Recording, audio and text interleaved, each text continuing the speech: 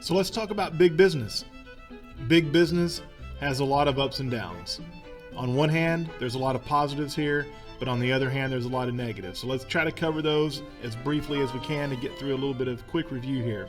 First of all, let's talk about who the big business owners were, because you should know that there are four major characters that you should be familiar with. John Rockefeller is the oil baron. He's the guy who is just hands down the largest oil producer in the history of the world. I mean, he makes Saudi Arabia and the Middle East look like child's play. He owned 90% of the U.S. market by the time of the end of the 1800s, the early 1900s. There's another guy who's in the steel industry. His name is Andrew Carnegie. Andrew Carnegie owned a large chunk of the steel industry, but never even came close to owning as much as Rockefeller owned of the oil industry. We also have Cornelius Vanderbilt. Cornelius Vanderbilt is an early railroad tycoon. He didn't own all the railroads, and he didn't own as much of the railroads as even Andrew Carnegie did of the steel, but he still is a huge player in the industry of the railroads. Then the last one is going to be J.P. Morgan.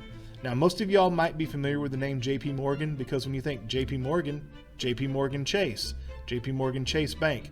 Well, if you know that much, then you already know what industry he's going to be involved with. J.P. Morgan is the tycoon of the banking industry.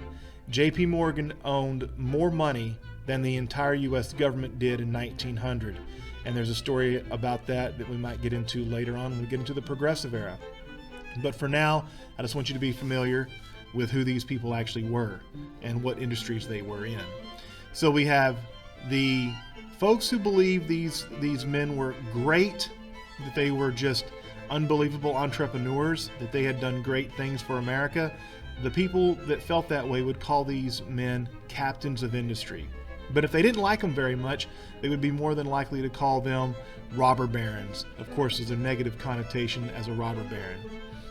Let's take a minute and talk about the employees of these robber barons or these captains of industry. First of all, one of the common threads that you hear in history is how these workers were treated, in most cases not very good. So let's talk about the facts. The facts are that many of these workers were subject to various types of abuse, verbal, sometimes physical. They also worked very long hours. And from our perspective today, we would say that they made very low pay.